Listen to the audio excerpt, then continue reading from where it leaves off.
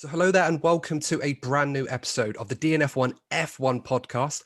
And this episode, as promised for a few weeks now, is our 2021 F1 predictions episode. It seems that everybody's been jumping on the 2021 bandwagon, getting their predictions in. And as always, we are usually late to the party, but we are here nonetheless. My name is Adam. Of course, I'm one of the hosts, and joining me, of course, my co-host, Mr. Courtney Pine. Courtney, first of all, how are you doing this evening? You okay? Yeah, hello everyone. Just wasted 90 minutes watching Adam's team Arsenal play Man United. It's okay, I'll get over it. And yeah, I'm looking forward to this episode. It's a bit different, and it's always good to try something new. Yeah, well, at least you don't have to watch them week in, week out. But I digress. This is not one of those podcasts, so we're not going to get into that one. But as you may have already noticed, also joining us on this podcast, a very talented young woman making her way in the F1 world. It's Manena from A Girl Talks F1. Manena, ¿cómo estás? How are you this afternoon in Mexico, no less? Muy bien, gracias, Adam. ¿Y tú? Bueno. Thank you guys so much for having me here. Thank you for that little compliment. And it's such a pleasure to be here. Well, it's an absolute pleasure to have you. And of course, Manena, one of the first guests that we've had on this podcast, certainly won't be the last, and hopefully she'll join us for plenty more episodes in the future. First things first, of course, Manena, you have also done your own F1 predictions for 2021. So we will leave a link and a description to your channel, A Girl Talks F1, on YouTube. Definitely check her out. Very, very good stuff so far. And I mean, I certainly think so. And I think if you can't take my word for it, then who can you trust? So definitely check out Manena's channel and make sure to give it a like and subscribe as well. But of course, guys, this is the DNF1 and A Girl Talks F1 2021 predictions. So let's get into it. So Manena, I'm going to start off with you, of course, ladies first, protocol. So let's go for the drivers. Now, I've had a look at your list already, and I saw some interesting choices. So if you could, let's have a bit of a rundown of who you had for 20th place and then going downwards. Okay, 20th, I definitely remember because of this whole controversy, but I have to be honest with you, Adam. I don't remember all of my predictions. If you like, I could go through some of yours if you're. Oh, that'd be so nice.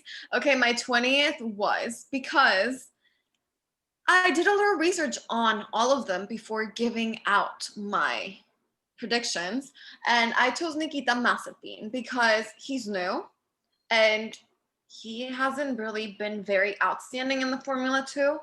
So he's never really won anything. He's probably the only driver in this season that hasn't won first place on any championship of any category.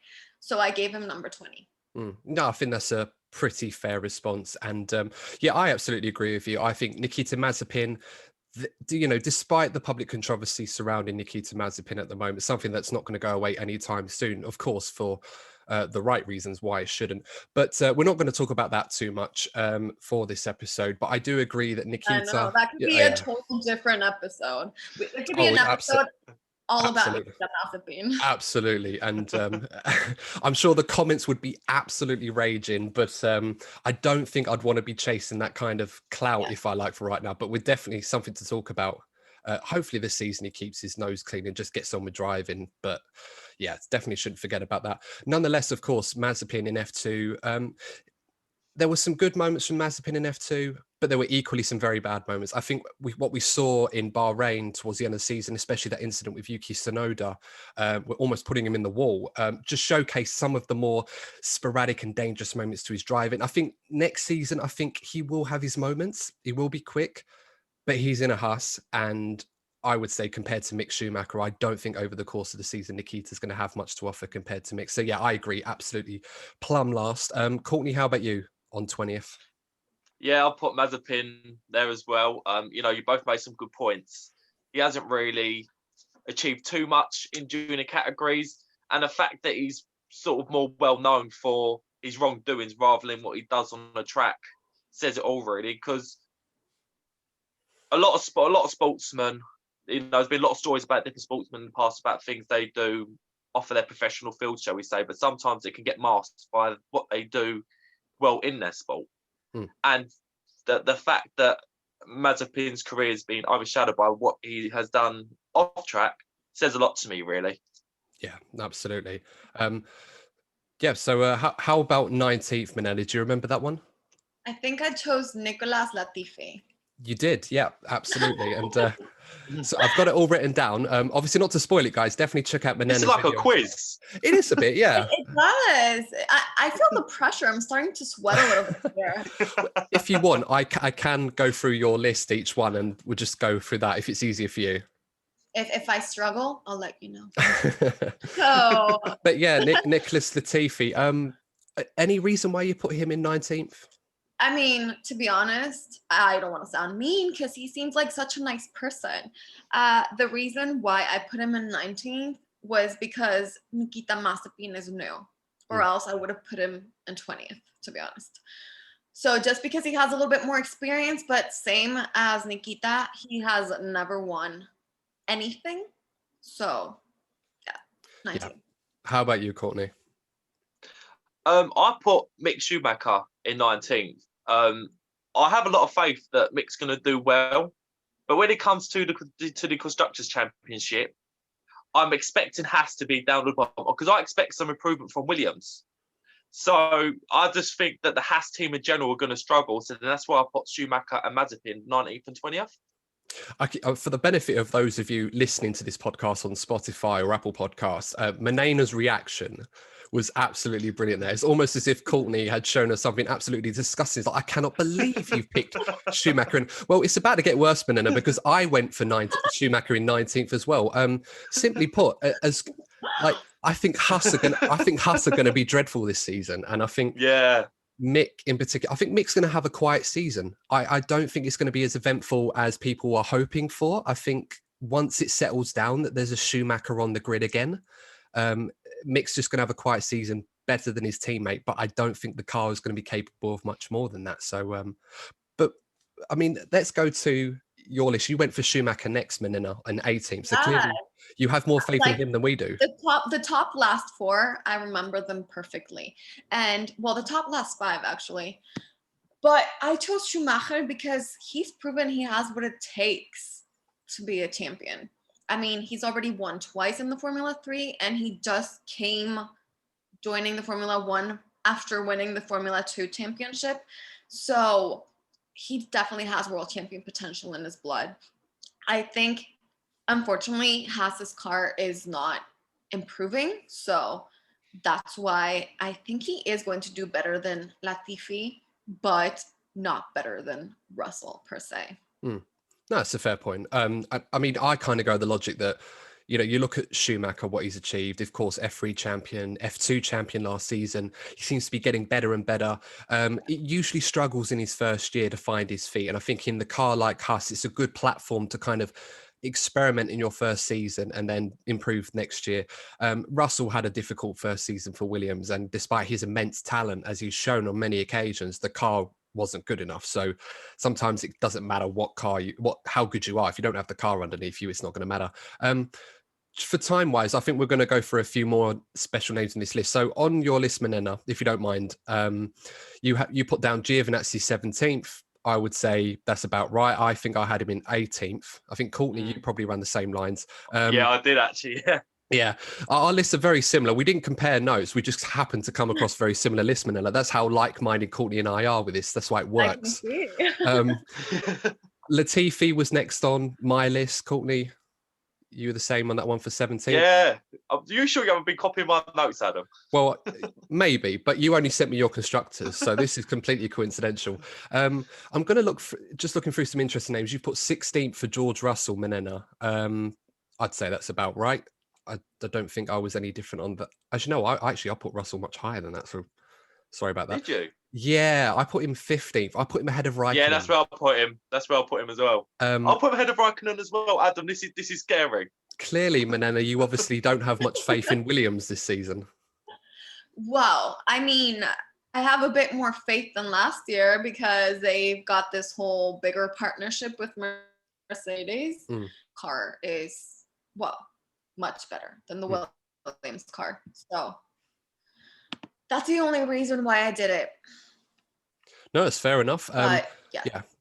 No, absolutely. And I think if I'm not wrong, that the Mercedes partnership increases at 2022. I might be wrong on that one. So I think this season you're absolutely right. I think Williams are definitely going to make No, improvements, you're pretty much especially with the new owners. I just Yeah. think they're still going to struggle. But there are some other interesting predictions, I think, relating to Williams that we might have later on. I'm going to pick a few names on this list as well. I'm not going to go through 20th down to first because we'll be here all day. I know. One interesting one that I noticed your list, Manena, you put Fernando Alonso in 13th.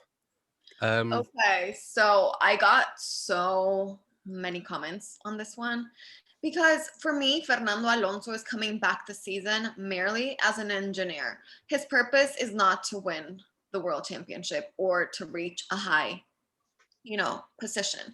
And I also based myself a lot on my team driver standings based on how they performed their last season. And we all know that legends like Vettel, Kimi Raikkonen, and Fernando Alonso haven't been getting those world champion results. So that's the reason why I chose them there.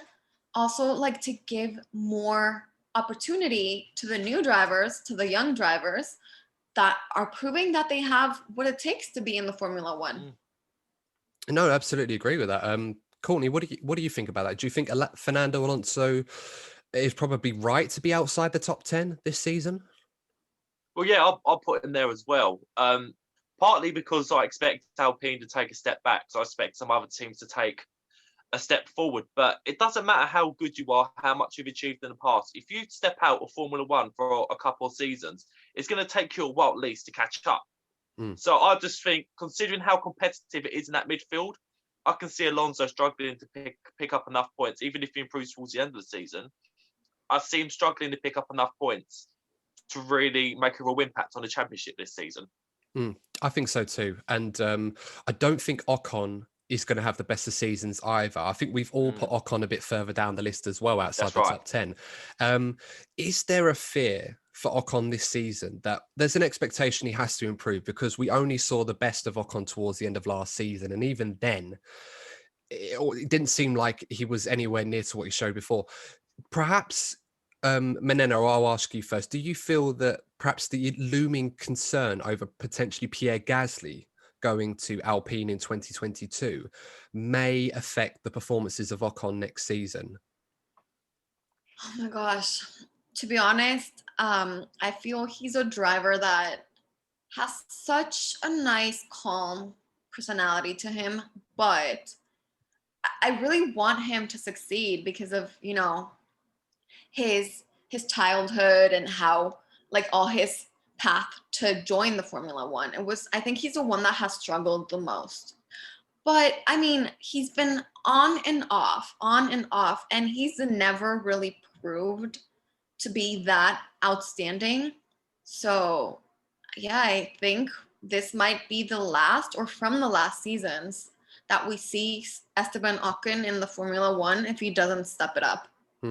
Yeah, no, I absolutely agree. I think he's got a lot of talent, but I think since his sabbatical in Formula One, if you like, he's kind of come in a period where he has to deliver immediately in a very difficult time. And I just don't think he's going to be able to do that, especially with Fernando Alonso arguably hogging most of the resources, being the marquee number one driver in that team. It just seems that that's the direction they're going to go. Looking at some of the names in the top 10, just being mindful of time, I'm going to pick out a few in particular, but Manena, I think you went with Pierre Gasly in P10 for AlphaTauri. Yeah, I think he got the same position in the driver standings this year. And to be honest, I think he has such great potential. But as Max Verstappen has said before, many of the times it's not the driver, it's a car. I feel he got so much better in AlphaTauri when he left Red Bull because he felt a lot less pressure. But like I mentioned before, I think the car doesn't really allow him to go that far, even though he proved to us that he can actually be number one in Monza when he won that victory. That was pretty outstanding. It was, and it was my favourite moment of the season. I had Pierre in 10th place as well. I feel like the AlphaTauri is going to be snapping at the heels in the midfield as often as it did last season. I just feel that with McLaren's developments with the new Mercedes engine, Ferrari, of course, have got big changes to make. And of course, you and I will be definitely counting on that, being a fellow Ferrari fan. I must say, it's nice to have another Ferrari fan on this podcast. I've been quite lonely in that regard, representing the Scuderia. So it does make a nice change of pace to have you on, Manena, especially for that part. Yeah, I consider myself to be 100% a Ferrari girl. I don't know if it has to be with the history or how legendary it is, but for me, it's such an aspirational team. Just like other drivers have mentioned before, it's such a dream to be in Ferrari. And I just admire that team so much. And I really do hope that they go back to the top 3 positions. I mean, even top 1 if they can, but I don't see that happening anytime soon. Yeah, I'd be very, very surprised if Ferrari got very near the front, anywhere near the front, I suppose. But here's hoping. You never know. I've seen stranger things in Formula One. Let's go to around 9th and 8th place. So on your list, Manena, you went for Sainz and Leclerc in 9th and 8th. So despite our optimism, you realistically don't think Ferrari are going to get out of the midfield and back into the top 3 again? To be honest, no. And I also filmed that video before knowing that Ferrari were doing some major improvements to their engine. Ooh. Them two actually happen to be my favorite drivers, not because they're in Ferrari. They just have been for a while. So, I mean, I have such great faith in them. They are incredible drivers. But then again, I have to be realistic. If their car is not that good, it doesn't matter how well they drive. I mean, there you have Russell on Williams, an excellent driver. And I mean, he ended up on like 16th place on this driver standings, or like 17th or something like that. Yeah. Or maybe was it 18th? I have no idea, but something like that. Yeah. I forgot completely. What about you, Courtney? I mean, we talked about this last week, Ferraris, what they need to do to get back into the top 3. And I think you and I both agreed that incremental gains needed to be made in order to get to the front. They didn't have to make too much improvements, but do you feel that Ferrari are going to do better this season with Leclerc and Sainz, or do you feel that the car and the engine combination is still going to cause them more problems as it did last season? Well, with Ferrari, they've been the biggest problem for me when it's come to making the predictions for both the constructors and drivers, because I have no idea where they're going to be. They could be anywhere from 3rd to 6th or maybe 7th in the championship, considering, like, depending on how they get on with their development. Because I have high hopes for Aston Martin and McLaren next season. So if Mercedes, if Ferrari don't get it right, they could find themselves behind both of those teams. And considering we talk about Ferrari a lot, Adam, I want to ask Manena a question that we raise quite a lot. And that is, you know, you've already spoken, Manena, about how inspirational Ferrari are and how important they are to a lot of people. Do you feel that the pressure that comes with working for a team as big as Ferrari can cause them problems, and maybe is one of the reasons why they're struggling the way they are at the moment?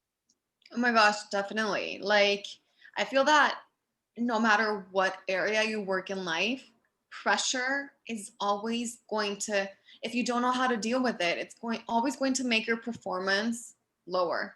So they are such, as you said it, and I said it before, an aspirational team, and they're so legendary. They're the oldest team in the Formula One, that of course they feel the pressure to be on the top again, because they were for a really long time.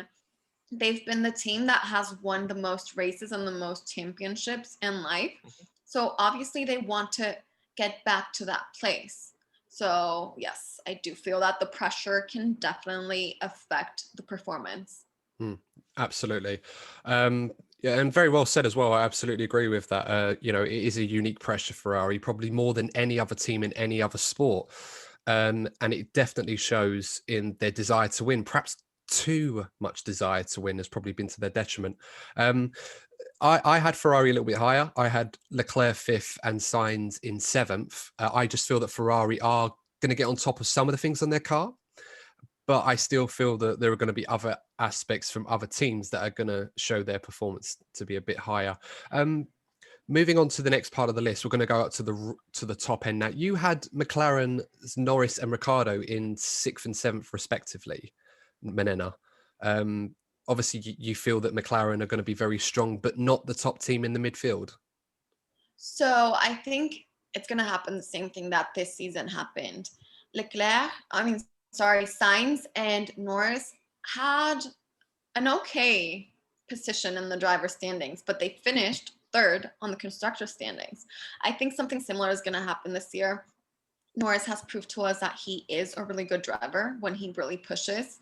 And I think that they might end up in like third or fourth this season. But we've all seen how long it takes Daniel Ricciardo to get used to his new car. And the first few races, he always performs poorly until he finally gets used to the car. Then he starts overtaking everybody. So I think this, to him as a driver, is going to cost him a few points. And how about you, Courtney? How do you feel McLaren's dream pairing, if you like, are going to get on this season? Yeah, I'll put Ricciardo in 7th and Lando in 8th. We've discussed this before. I think there are some really exciting times ahead for McLaren, and not only for F1 fans in general, because we know the shenanigans that go on this is going to create a lot of funny moments next season, because they're bound to get on well. They're both great characters. But as a driver pairing and the direction that McLaren seems to be going, with the new investment, the change of management that they've already had that seems to have made good change of them, and also having a Mercedes engine, all these things are all coming together and creating a positive snowball effect for McLaren. And I expect great things for them in the coming seasons. And I think they've got two very competent drivers that can work together the way that we already saw with Carlos Sainz and Norris. So, yeah, I expect big things from McLaren going forward for certain. Yeah, I absolutely agree. And McLaren, I put them in a similar position. I put Norris in 8th and Ricciardo 6th. I expect big things from McLaren this year. I think the Mercedes engine is going to help them a lot. However, it's going to be hard for them to incorporate that into their current car with the restrictions in aerodynamic changes that they're going to be able to make to accommodate the engine. But I think they will get on top of that pretty quickly. They seem confident. They've got a very good lineup. And I think Ricciardo, as I've said many times on this podcast, I'm a huge Ricciardo fan. I wanted him at Ferrari back last season before Sainz signed for us. And I still maintain I think he would have been the better choice if I was making that decision. But of course, it's going to be to McLaren's gain. And I think he's very much going to enjoy working at McLaren. I think Norris is going to do well this year, but I think there's still a lot Norris needs to learn to be up there with some of the bigger guys in Formula One. So I think in time, that will come, but I feel this season it's going to be another good year for him and before he makes that next step up. Moving on to the real top part now, near the podium. Manena, you have a lot of faith in Aston Martin's project next season, most notably Sebastian Vettel in particular, who you put very high up on your list. You put him in 5th place. So I'm guessing from that prediction, Manena, that you feel Sebastian Vettel, we're going to see the old Sebastian Vettel, not the one that we saw last season. Definitely. Like, the Ferrari engine was not good this season. Even Charles Leclerc, that was doing impeccably on 2019, did very poorly on 2020. And I mean, Sebastian Vettel is not a 4-time world champion for nothing. So Racing Point proved to us how good the car is getting. I mean, Checo Perez's win, Lance Stroll's 2-time podium, that has been pretty impressive. So I think that Sebastian Vettel can actually go back to the person he once was. Clearly not winning the championship, but yes, reaching much higher positions this season. So yeah, Courtney, that was a good point from Manena and Sebastian Vettel. I absolutely agree that this season in particular is going to be a tough one for him, but I'm a bit concerned. There might be a chance that we may not see the Sebastian of old straight away. I think it might take some time. Do you feel that there's a chance that Sebastian may not perform to the level that we're expecting in a new team like Aston Martin?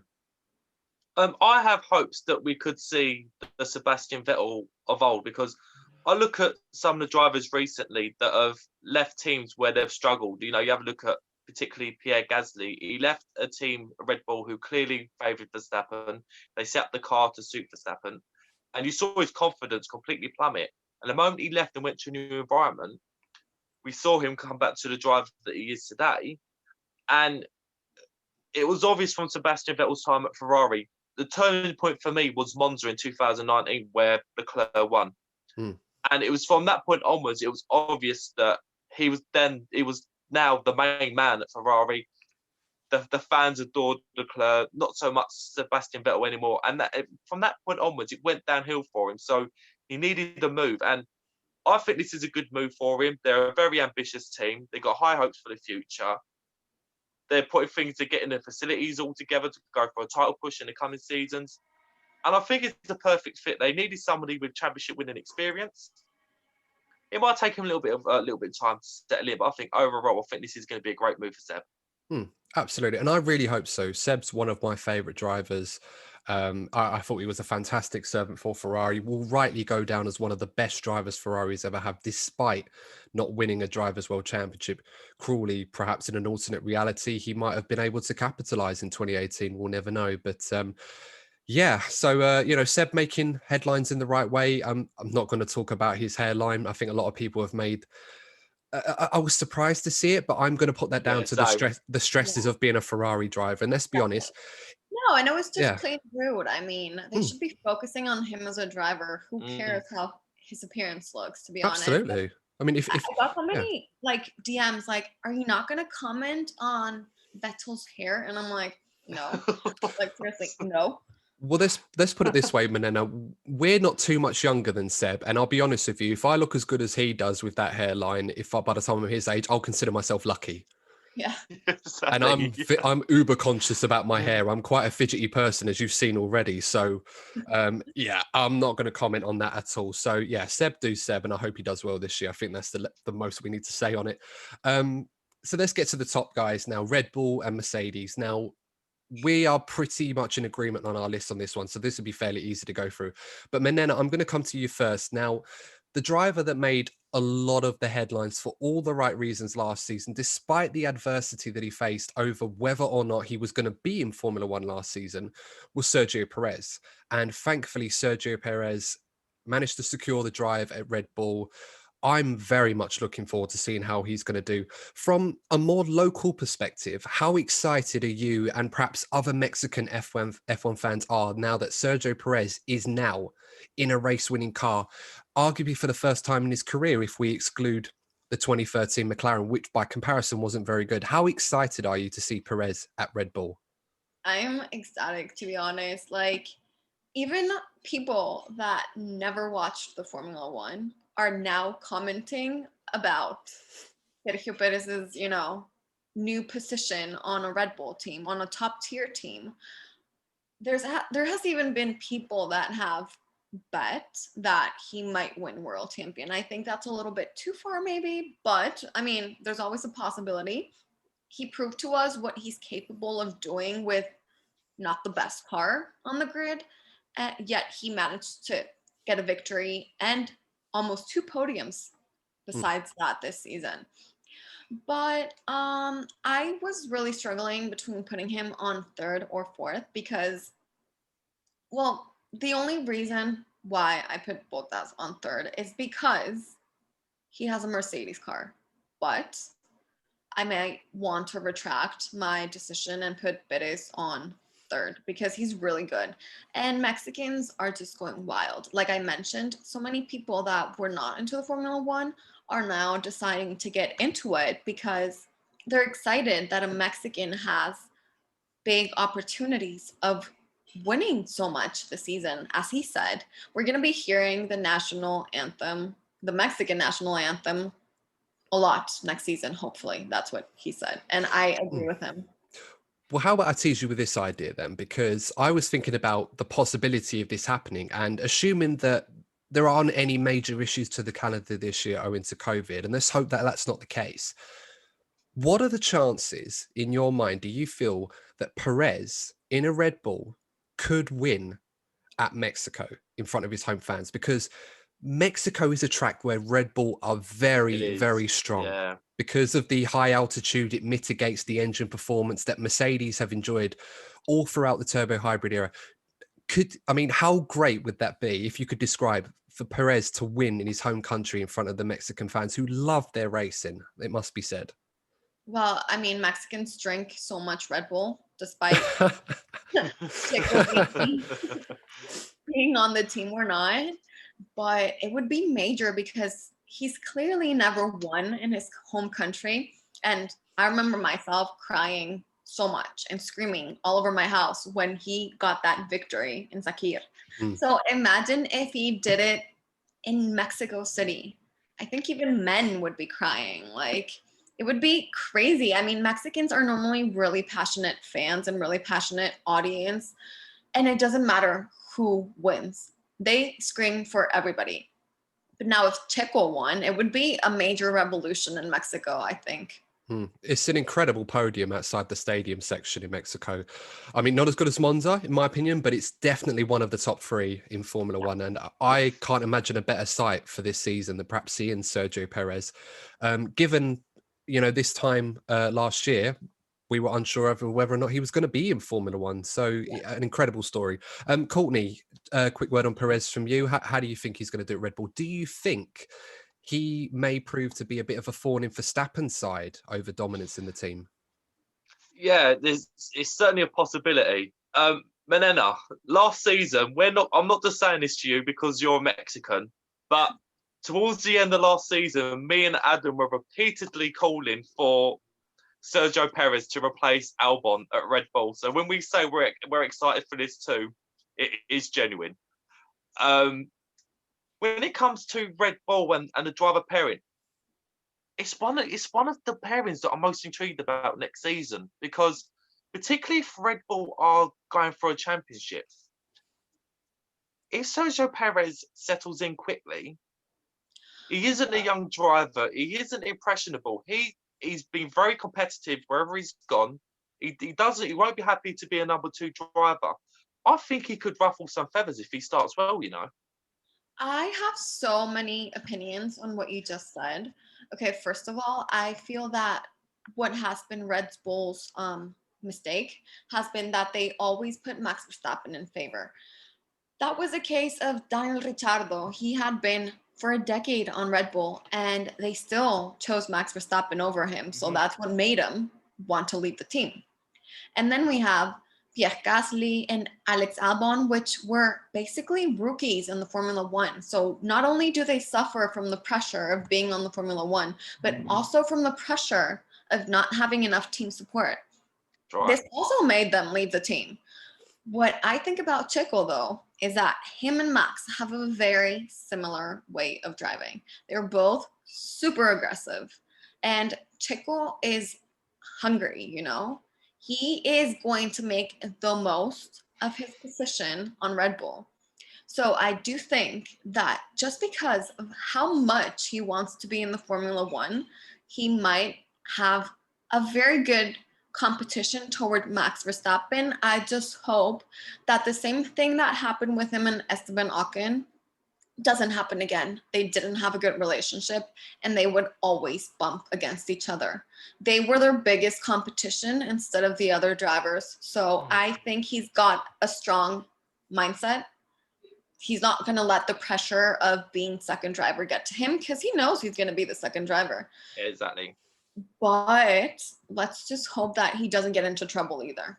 No, I think that's really well put. And I think it's important to acknowledge that Perez last season drove for half of the season not knowing where his future was going to lie. Even though he may sound convinced he was always going to be at Red Bull, if not this season in 2022. So, driving under that level of pressure is not easy for anyone. And I think Sergio in the past has often shown perhaps to lose his cool a little bit, particularly when he was competing with Ocon. I think you're right. I think next season against Max, we are going to see those two perhaps go toe to toe in some occasions. And despite the potential for it to be a fiery relationship, I do feel Sergio is going to be a lot more calm and collected. We won't see as many incidents as perhaps some were expecting. But then we said the same with Ricciardo and Verstappen, and look how that ended up. So who knows? But I'm certainly looking forward to it. Sorry, Adam. A lot changes when a championship is at stake. If for whatever reason, hypothetically speaking, if there's a championship at stake, both of these drivers are going to be so keen to go for this. If Red Bull go for this championship, I do expect fireworks. Yeah, and I think Red Bull will have to do something, because there's that threat that it will open the door for one of two Mercedes drivers to take that title, though we probably all agree which one it's most likely to be. But speaking of Mercedes, we're not going to say too much on Valtteri Bottas. So, Courtney, you and I know Valtteri Bottas. We've spoken about Valtteri Bottas a lot on this podcast. So I'm going to go to Manena on this one. We've all put Bottas as third in this list. Do you think, Manena, that this is Bottas's last chance to show to Mercedes that he deserves to be at the team long term? Or do you feel that it's only a matter of time before George Russell gets that permanent call up? I mean, I feel that it's the same thing with Nicolas Latifi and Mazepin with me. I don't have much to say about Bottas. He is in Mercedes. He's a good driver, clearly, but he's in Mercedes because he's lucky too. And he has the same situation as Red Bull team. In Mercedes, everybody is going to go below Lewis Hamilton, clearly. So he wants to win so badly, and he's a very competitive, even though he has a very calm nature, he is uber competitive. And this is something you can see in the Drive to Survive series, how badly he wants to beat Lewis. The problem is that he doesn't get enough support, and Lewis always gets the better car. So the times that he has actually beat him have been remarkable, because there have been a few. But then again, I don't know if it would be the last we would be seeing of him, but there's not really anything he can do to become better. He's already giving the best he can, but his team doesn't support him enough, I feel. That's pretty much it. No, it's an interesting opinion. I mean, I do agree with a lot of things that you said. I feel perhaps, unfortunately for Valtteri, I don't feel Valtteri's done too much wrong in terms of his performances. Unfortunately for Valtteri, the first driver you're going to be compared to is your teammate, and unfortunately for him, it's Lewis Hamilton. I mean, it's the same thing that Michael Schumacher's teammates always faced, although in a way, there was always expectation that as long as that guy played second fiddle to Schumacher, that was fine. It worked for Eddie Irvine. Rubens Barrichello did a fantastic job. Felipe Massa as well. And then, that's just how it transpired. So in Bottas's case, Courtney, you agree with me. We've said this loads of times that Bottas is a very good driver. And I feel like if he was at a different team, people would realize his quality a lot more than they do. It's just at Mercedes, there's that urge to get the next guy in for Mercedes' future in George Russell. And we both feel that that's going to happen sooner rather than later, especially after what happened in Sakhir. I think their eyes were open. Maybe Mercedes' eyes were opened on Bottas and realized, actually, George is the real deal. We need to consider putting him in. But let's move to the final two now. Manena, I did warn you when you come on this, I was going to push you, because on your video, not to give away too much, but you seemed a little undecided over who was going to be the outright winner.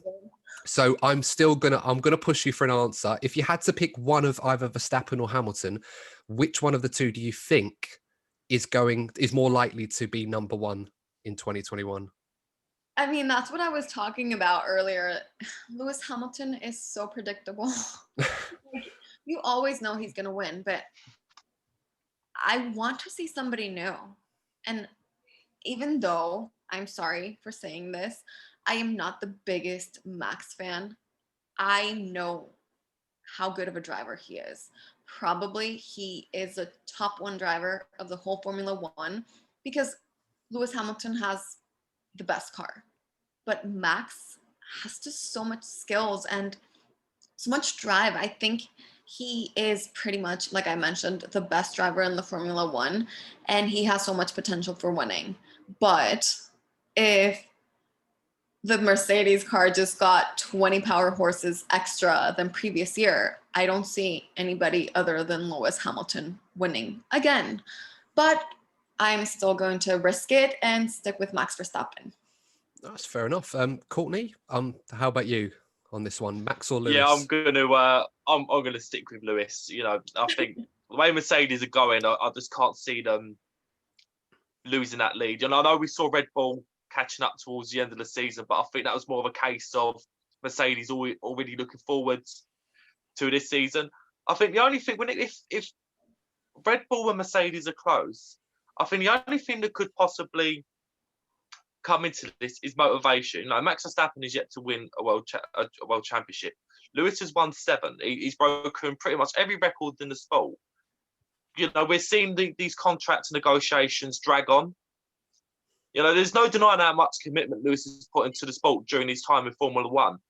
But could we be getting to the stage in Lewis's career where he just starts to tail off the level of commitment he puts into the sport and starts looking into other projects? So if that situation does come into play, then this could make this championship a lot more interesting if Red Bull are close to Mercedes. Could well be, absolutely. And it's so hard to choose between the two of them. I mean, Manena, as you've pointed out already, there's a perception that if Max was in the right car or the same car as Lewis, that he has the potential, probably more than anybody else, to beat Lewis. It's an interesting dynamic because it's hard to tell in Formula One these days. There's such a parity between one car to another. It's not the same as when Schumacher was on top and then Alonso in 2006 took the throne and took the mantle from him and then ran away with it in the way that he did. It's so hard to get that. Similar. Absolutely, yeah, similar thing. But it's so hard to tell these days if that can still happen. I'm going to be one thing to say though. Sure. I think that even though Lewis Hamilton is going to win, no question about that, Red Bull could win the first place on Constructors Champions. The same thing that happened with McLaren this season. Yeah. Their drivers were nowhere near the first 3 places, yet they still managed to win 3rd place as a constructor standing. I think that could happen with Red Bull. Because we've seen how many times Valtteri has had to retire from the races, and now that Checo and Max have so much fire in them, I think that maybe not Max will win, but maybe Red Bull could win the first place. It's going to be very tight. I think the new regulations, we should point out, are going to play a factor in this. I think Mercedes could stand to lose a lot of downforce, particularly in the floor changes. Of course, the diffuser changes. There's going to be no DAS next season. James Allison did a great video in the week. I don't know if you both saw it, but it's just explaining how some of these changes might seem subtle, but to a team like Mercedes, this could have a huge impact. And they're going to have less time to develop the car because, of course, being the top team, the new rules now that state that they will have less time to develop their car, and it goes downwards where the lower you are last season, the more time you have to develop. So Ferrari might have a lot more time to develop, so they might improve their car enough. Who knows? Because they come 6th last year. But I'm actually going to go Max to win the championship this year. Woo. I did it last year and I had egg on my face. And at the time, Max was by a 10th or 2 off in testing on harder compound tyres. So I kind of went on that. And Courtney will tell you the notes that I took for testing was ridiculous. I wrote a book on it. Yeah, they were. There was something else. Not fitting for a podcast, certainly not. Or at least anyone that didn't have any insomnia issues. It might have been perfect if you couldn't sleep. But no, I think with that in mind, with the regulations, I think it might be a bit of an equalizer for Red Bull. And I think given that they've had issues developing their car at the start of the season, because of the carryover, it might work in their favour. So I'm going to be bold. I'm going to stick with Max. I think he can do it this year. It could be Red Bull's best chance. Who knows before 2022? So we'll have to wait and see. So those are all our predictions, guys. We may have to do another separate video on this one, Courtney, just to go through our whole list because I'm looking at time. And I really realize we don't want to take too much time out of everyone's afternoons. What I'm going to do now, guys, because we've gone through our order for the championship in terms of drivers, I'm going to give you some quick fire predictions. Okay. Don't have to worry about giving reasons for them. I'm just going to give you some predictions and call out a name if you like. So, Manena, I'm going to start with you on this one. Do you think there's going to be a first-time race winner or a driver's going to win their first ever race in F1 this season? And if so, who do you think that will be? Carlos Sainz. Oh, in the Ferrari. Wow. I'm loving your optimism. As I said, I'm tempted to ask why, but I think, because of time, I'll go to Courtney on the next one. Courtney, same question to you. First time winner, and if so, who do you think it will be? I'm going to throw some bias in as well, and I'm going to go with Lando Norris. I'm going to go with Lando Norris. Yeah. No, I'm going to go with Lando as well, simply because I think the McLaren Mercedes thing, and I think McLaren are going to win a race. I was going to say, do you think McLaren can win a race this season? Oh, definitely. Who do you think will do it though, out of the two, Ricciardo or Norris? I mean, both. Oh, both. Is that a good answer? That's a great answer. I mean, I would say both because I think Ricciardo will win a race for McLaren this year, and I think if Norris is going to do it, then Ricciardo will too. So, absolutely. The fiercest team rivalry for this season. Which team do you think is going to have the most difficult team rivalry? Red Bull. Red Bull. Okay, Courtney. You know, I was going to say Red Bull, but I'm going to go another direction. I'm going to go Ferrari. I think Ferrari too. I just think that Sainz is not going to go there to make up the numbers, and I just feel that Leclerc is not going to want to give away that supremacy, despite the respect between them. That's going to be a fun one to watch. Most improved driver for 2021, Manena. Who do you think is going to be the most improved driver this season? Well, Checo was for 2020. So for 2021, Vettel. No, that's fair. You know, compared to last season, I think that's a good shout. Courtney? Yeah, I'm going to have to go with Vettel as well. I have high hopes for him this season. I'm going to be a bit bold, and I'm going to say Esteban Ocon. But I don't think it's going to be enough to save his seat for 2022. I think that's got Gasly's name written on it. And they're not going to get rid of Alonso because Alpine want to improve their brand as a manufacturer, not just in F1, but outside. This is kind of the motivation. And it's not going to work if Alonso's not there. So I think Ocon will do well, but I don't think he's going to stay there next season. Who do you think is going to be the underperformer of the year? Ocon. Complete contrast. Fair enough. Courtney? Yeah, no, I think I've got to agree with that. I think Ocon could struggle. I'm going to go Alonso. Yeah, I think it's bold, but as I've said, we both agree. We all agree that Alpine, I think, are going to struggle compared to the others. And Alonso, despite his anticipated return, I think he would have preferred to be in a better car. But I think this is the only option that he's got, really, if he's going to race in Formula One again. Driver of the year. It doesn't necessarily have to be the champion. It can be the driver you think will perform the best for the car that they have. Manena, I'll come to you first to that one. Max or Checo or Russell. Fair enough. Courtney, how about you? Well, my answer was taken, Max. If it isn't Max, I don't know. I'm looking through some of these drivers. I mean, this could be a big season for Russell, you know. I think if it isn't going to be Max, I am going to go with Russell. I'm going to go with Daniel Ricciardo. I think he's going to do very well this season at McLaren. I think it's going to be exciting to see what he can do.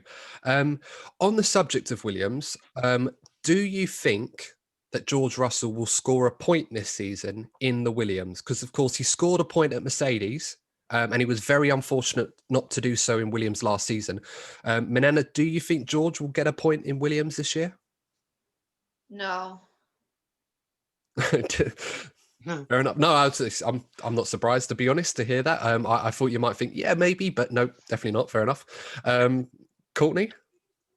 It depends on the improvements that Williams make with the new investment, you know, because sometimes these things take time to materialise. If they get everything right and they take a step forward and you have a crazy race, but he needs to get it right because he made that mistake, didn't he, in Imola? He had a chance in Imola and he threw it into the wall during the safety car. And Magello too, if the opportunity comes again, he has to take it.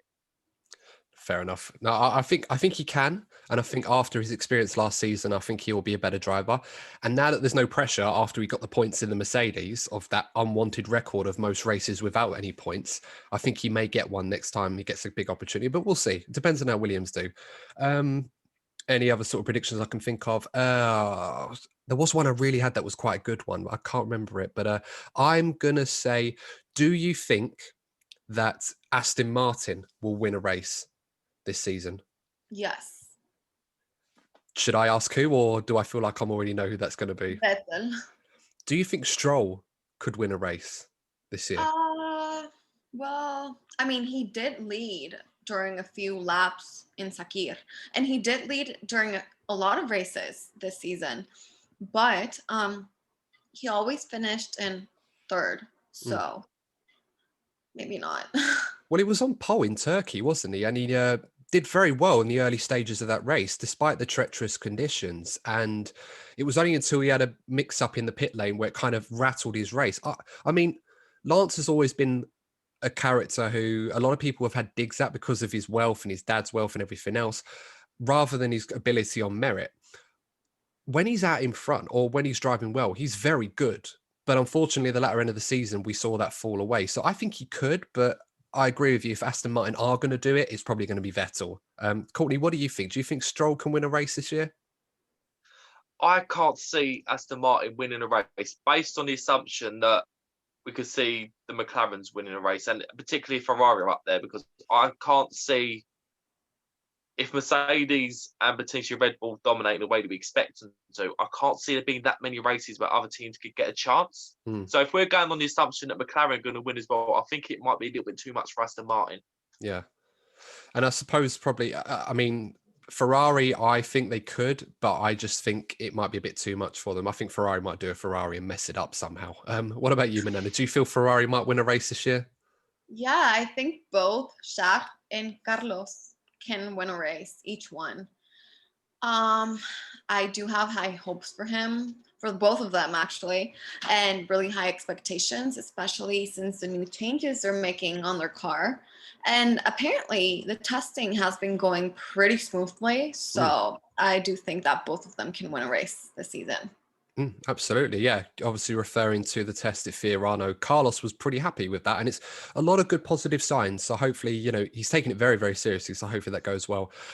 Before we wrap this up, have either of you got any random predictions that you want to throw in there for this season? Anything unpopular to trigger the comment section, maybe?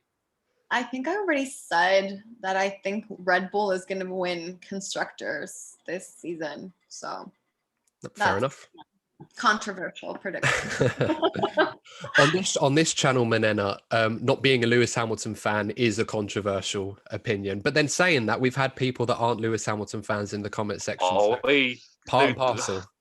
The comments when it comes to Lewis Hamilton either way. Whenever he's mentioned, the comment section just blows up. That's why we mention him in every episode, just to get the views up. Being a British paced podcast, you've got to talk about Lewis Hamilton at some point. Courtney, have you got any random predictions or any that our followers might have chipped into you on Instagram?